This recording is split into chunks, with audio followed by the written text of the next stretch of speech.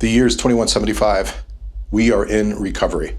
4 generations lived without small stages, without shared songs, without the courage to express in a circle. When Narrative Containment Ordinance 47.11 was enforced in 2055, they called it progress. We now recognize it as a cultural ice age. Here at the Living Archive, our team leads a global effort to establish learning centers around the world.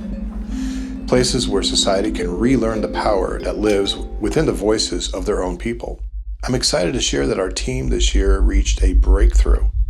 During an archaeological study, we discovered raw, unencrypted files kept offline from the networks.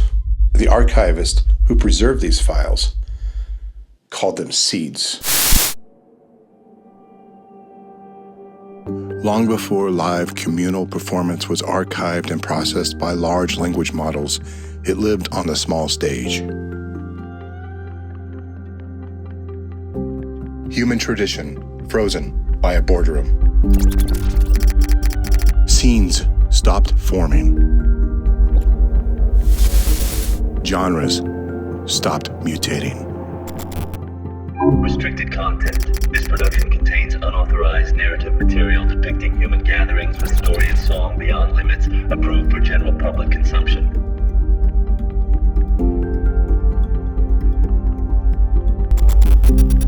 This is the place you don't want to lose. Fuck yeah! Access is granted for historical study only under FCC Narrative Containment Ordinance NCO 47.11. One thing that I love about being part of a community and then having a space gives you the opportunity to be a catalyst. Vulnerability was sealed to maintain profit margins. All you need is like yourself, whatever raw talent you have, and a story to tell. I can't imagine a robot with scars like mine. Unauthorized exposure may result in elevated emotional resonance or communal recall. Viewer discretion is advised. Temporary access authorized. Please engage emotional filters now.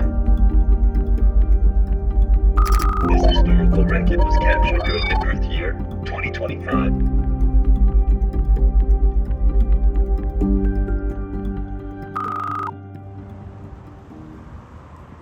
The sunset, a short moment between day and night. A brief pause, quickly followed by a transition into gatherings with food and music from the small stages all over the community.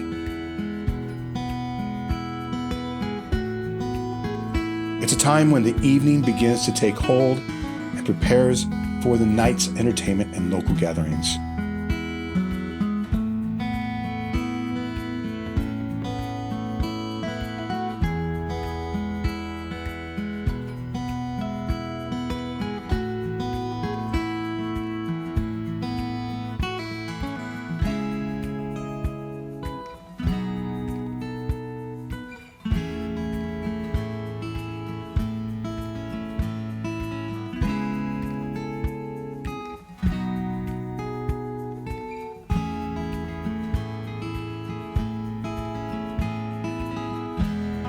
Every performer has the story of where it all began for them.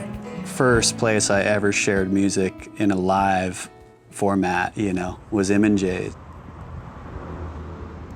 Well, I basically come in, move a bunch of tables, a bunch of chairs, grab the sound system out of the back room, bring it out, set it up, a couple speakers, mixing board, and mics, get everything ready for the musicians that hopefully are going to come in on open mic. And there's a feeling of like acceptance there when you're nervous and you don't know how to do this, and Mike's like, oh, just go sign your name on the list, and he comes up and adjusts the mic for you, and you're like, does it sound good? And he's like, good to go, and you're like, okay. It doesn't matter what kind of music you play, they all still support the art behind the music. Warning, noise resonance level fresh. Technical.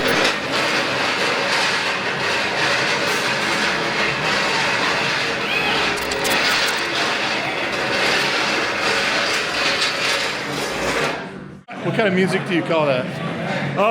Severe, harsh, nihilistic noise music. Based out of Shanghai, China. Long story.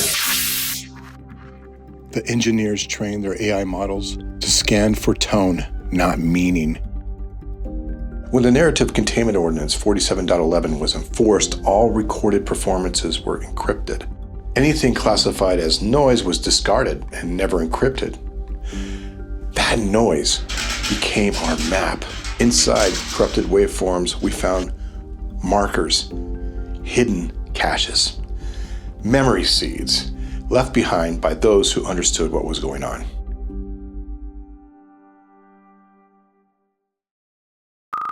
I can remember 1,000 very cold nights in the winter walking home in my leather jacket from M&J to home. Just, we're speed walking as fast as we can just to try to get there before you freeze to death.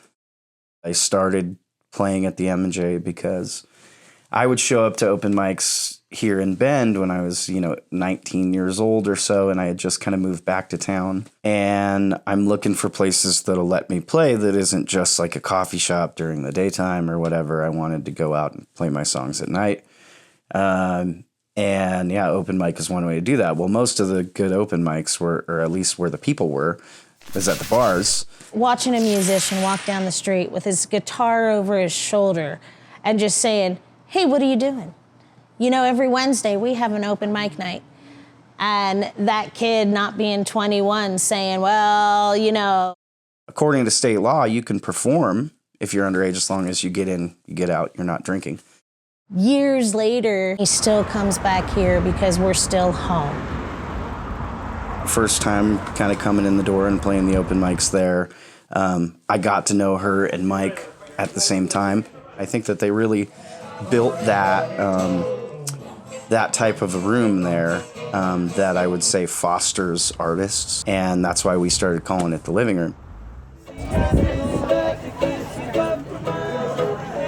In the early 2000s, before AI, artists taught themselves and they taught each other.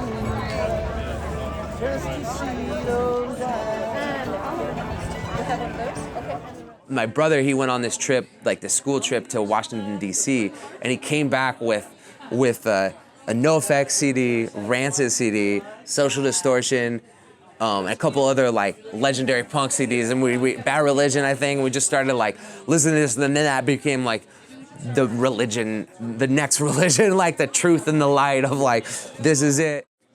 I'm Joshua Marshall. You would have found me on stages and dive bars, festivals, all over the U.S., different countries, Europe, Middle East. My parents got me a bass guitar. I always wanted to play bass guitar because my dad played bass guitar in church and stuff. We put Larry and his Flash together. First show ever was Domino Room in 2004, and that was just kind of it. Everything about it, the DIY aspect, like we recorded our own CDs, burned them, bought a van, built a bunk in it, like went on tour, learned how to work on the van because it was a total fucking piece of shit that broke down, and my dad was a mechanic, so luckily we'd be on tour and we'd break down and we'd be calling him like while he's at work at his job, "Hey, it's making this sound, what do we do?" Like he's telling us.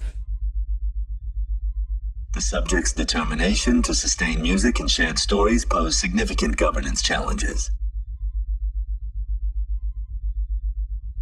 We saw that there were so many people that had so much talent. And back when we started working together and took over open mic, we noticed that there wasn't a platform that really brought the local musicians out there for the public to hear. M&J's kind of gave this space, and CJ and Mike, I mean, as you know,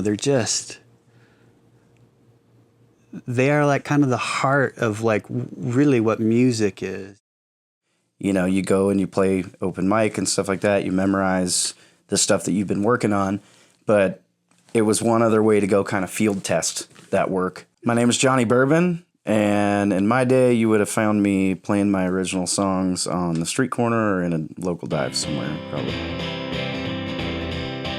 For me, a lot of times it was a good way to see which songs hold up.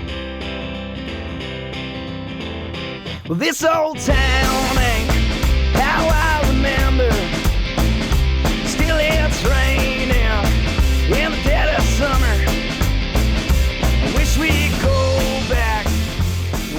really see other musicians there. It's definitely a spot where musicians, if they're not playing, they still will go to hang out. Unfortunately, open mics were the first to be eliminated. They function as gathering points, spaces for cross-pollination, unsanctioned narratives. In the board's assessment, they weren't performances, they were risks. I loved to sing, but I was way too high, and I was just like, I didn't know how to let go of that. I'm like, get up on that damn stage. Go ahead and you can do it, you know? I mean, have faith in yourself. And then from there, you know, the music career kind of just continued to grow. I'm Joel Chad. In my day, I was traveling around playing music throughout the West Coast, sharing songs in small rooms and old churches and bars and anywhere that was in need of.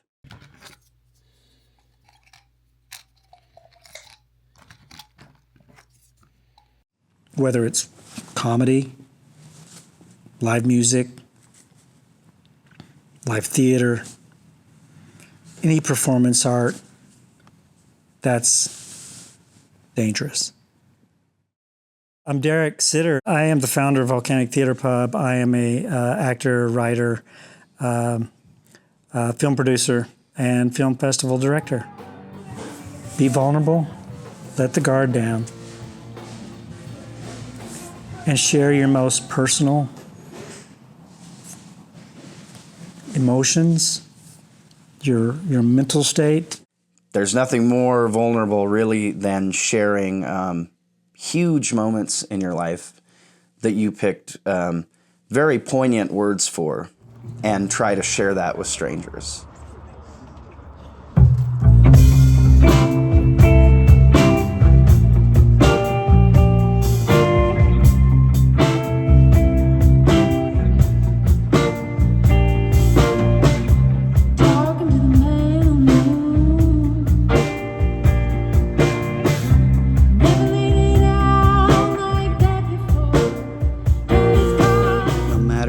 It's like you still do everything you can to just come right back to the place that you need to be for that moment of like sharing songs. Because none of the people, like that's the thing I always remind myself, is like no one that's coming to that show has any clue about all the back end that went into that. And especially for an independent artist like myself, you know, they have no clue about all the conversations and the back and forth that went through, or the hiccups or the things that you had to overcome to be right there in that moment.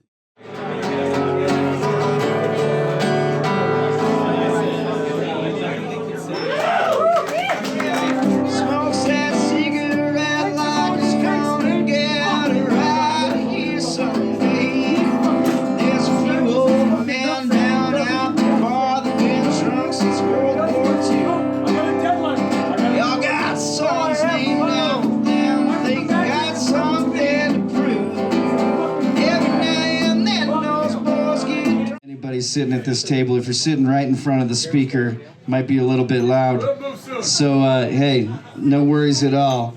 But I can hear you and you're probably hearing me way too much. I love the quote, "What comes, comes.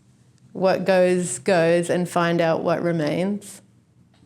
I can't remember where that quote comes from, but that was good for me to hear that, because yeah, you just have to keep on going.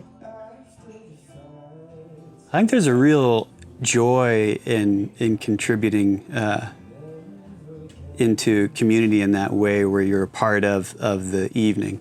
You know, you're not the focus, you're not a focal point of it, but you're there alongside everyone else that's trying to step away for a minute from what they're experiencing in their life and check out from the work week or the day that they've had or the year that they've had, you know, and you're just there to kind of create space for that. And I think that there's a real joy in that.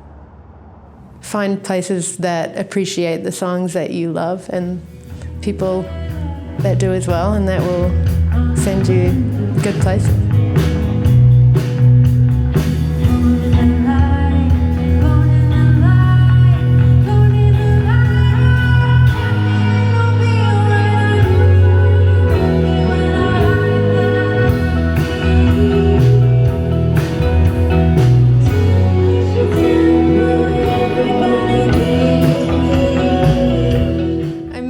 Nicole Baker, and during my day, I played a lot of shows. If songwriting is a path that is calling you,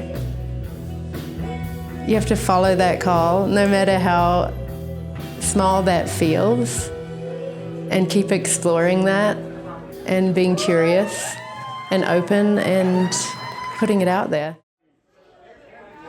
That's what it's all about, the beat. My opinion. And this here will just be monitor. The bands will use our sound system for their shows. So I'll come down, set up the sound system, and then get to go back behind the bar, do some work, and end up listening to great music with friends. When it comes to doing shows here, like we're talking about people who actually are my friends, you know? So like fan almost feels like a dirty word, even though a lot of them will be like, no, we like love your music, you know? And that's also why they keep coming out to the shows. And it's like, hey, we wouldn't show up if it didn't sound good. But at the same time, like, they're more than, you know, friends. They're more or less family at this point. And so a lot of these people, that really makes up the essence of what I believe is community.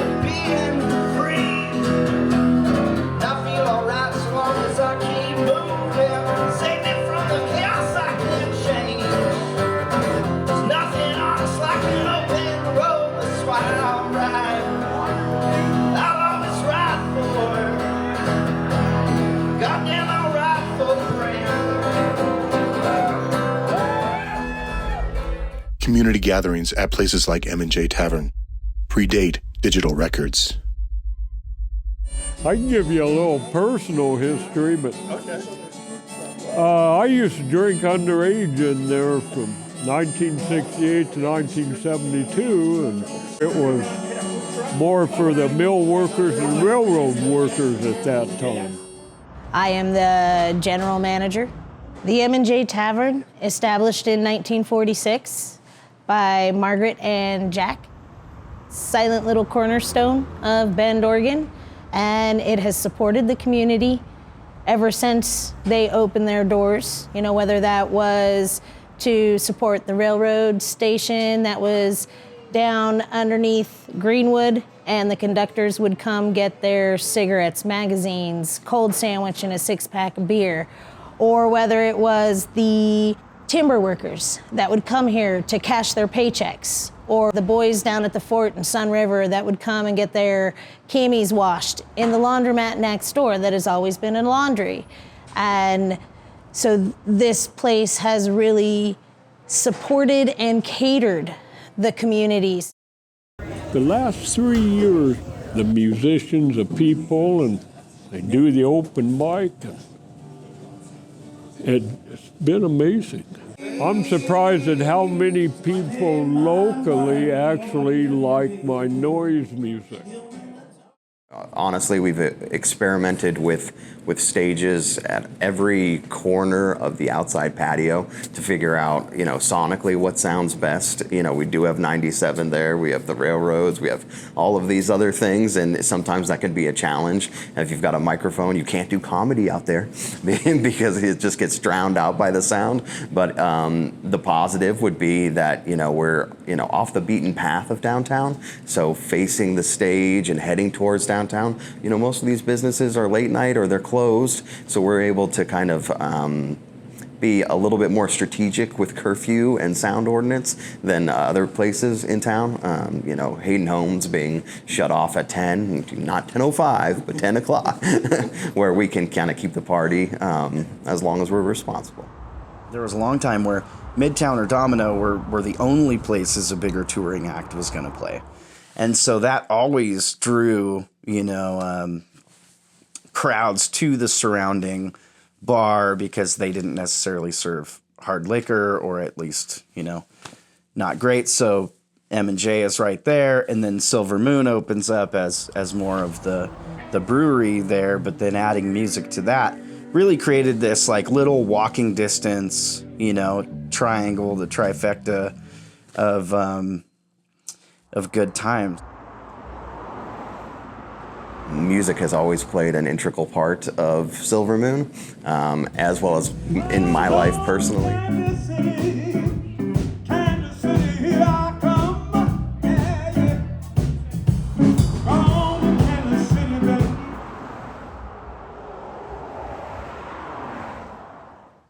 My first time walking into McMenamins in the 90s, I sat at the Mission Theater and went, hey, this is a good place for theater. This environment, having a pint and having some grub and watching a movie, what if this was theater? So we did a play, Bobby Gould in Hell, by David Mamet, at Silver Moon Brewing. And it's this type of theater, this black box fringe pub theater production, is you're part of it. I mean, actors are entering from the front door. They're walking amongst you. You never acknowledge the audience. They're flies on the wall. It inspired us to go, I think a pub theater in Bend, Oregon could work. When Derek was looking for a space to house his vision of establishing a black box theater, he discovered an old warehouse. It was a 10,000 square foot boneyard. It literally was just junk. I said, I want that corner. I want 2,500 square foot of that corner. We'll do the work. We'll do all the upgrades and the tenant improvements. We'll do it all. In the beginning, when we started becoming not just a place of live theater and film screenings, we became very quickly a demand for a music venue because the acoustics translated very well for that. Our first band, Harley Bourbon, started playing there right when Derek opened. I mean, a few months into that, maybe, and going to some shows and stuff. And I think like throughout that time, we had some good bills there. Playing with bands like the Goddamn Gallows and the Super Suckers and stuff like that. When you're a catalyst to help other artists survive, help other artists thrive in their artistic expression, you're going to do that. Again, you're going to keep your standards. And from the get-go, our motto was just good shit. I think the way that Derek had put that room together was to make those kind of things accessible to artists, but also for artists to feel comfortable enough in a small room where they can walk around and like meet people and not feel awkward. When you have Billy Strings in your room and there's 50 people in the room, you go, but you knew. And you have Dirtwire in the room for the first time, but you know. And I could go down a list of artists that nobody knew who they were, and now they're selling out the amphitheater.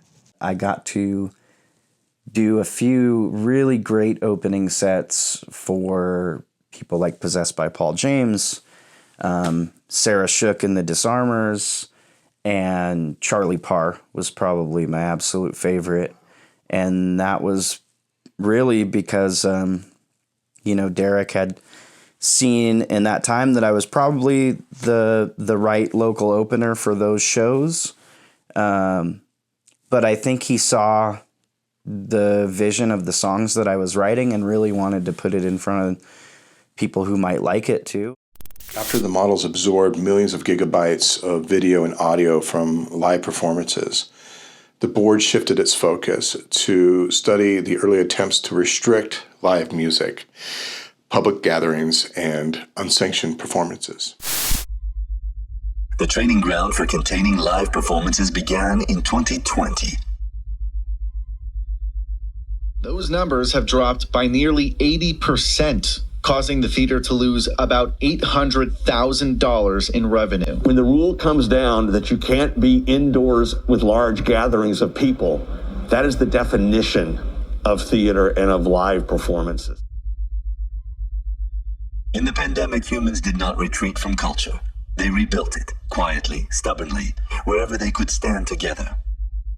I started at Silver Moon about 8 years ago. About 8 years ago is about a year and a half before COVID hit. At that point in time, there was nothing out on the patio. It was a gravel lot used somewhat for parking. During that time, COVID hit, and we used it to transform into kind of just a gorgeous, beautiful space for people to come and gather. Since I got out of high school, I was on the road with like sometimes 250 shows a year. And so in 2020, I had the great opportunity to not be traveling. During COVID, when we were doing a lot of free shows out here, and him and I being able to kind of just really see eye to eye on what we wanted to create here. We'll always try something like at least once or twice before we're like, okay, maybe that works, maybe that doesn't work. But I think what we kind of do is allow a space for different expression. You have a folk project, come play here. You have a grindcore band that people don't really understand outside of that genre, play here. Hip hop, come rap here. It was to keep people employed, and one of those things was musicians and artists in general. So we used it to beautify our patio space, and one of those things that we've leaned into is murals here. During the COVID shutdown, you could only have however many people in a space together, and it was outside. So super intimate outside. So I played my 30-minute set or whatever, got off the stage, and this like bright-eyed, bushy-tailed girl came up to me and was like, oh, that was awesome. Like I write songs and play guitar, and I really want to be involved with what you guys are doing. Joshua actually got me my first solo gig, and after that I got my own PA and was like, I could do this. Have you ever compared the things in your body to lightning in the sky? Just started gigging around town, and I kind of thought of having a band, but I didn't really know how I was going to make that happen. And my bassist Bella met me at an open mic one day, and she just said, I'm going to be your bassist. And I was like, okay.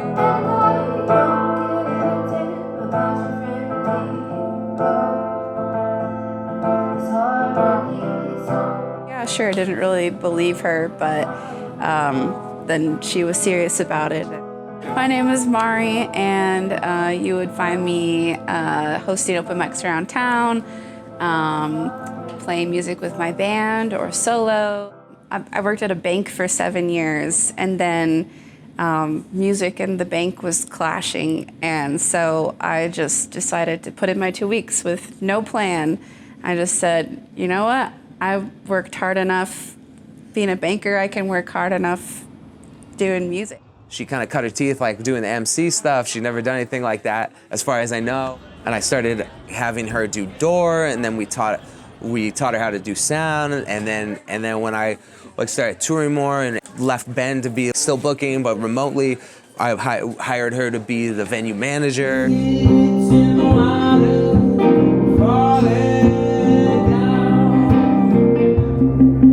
Just like when I see somebody like super inspired and wanting to do it, I don't have any golden answers, but I can be like, here's an opportunity.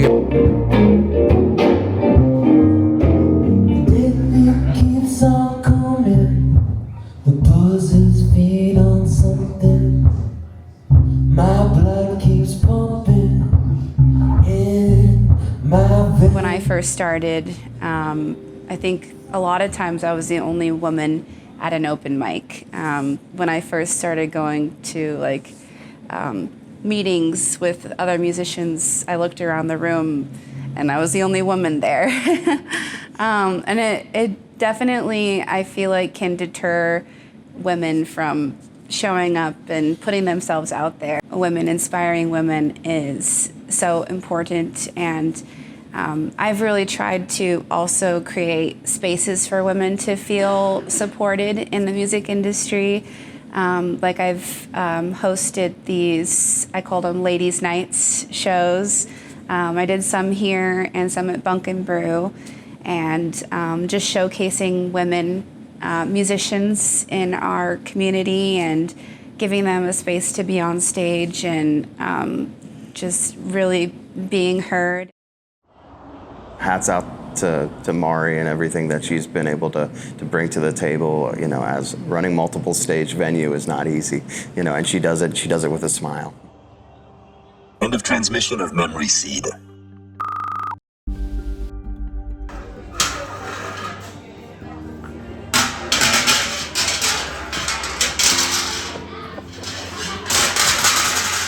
Nice.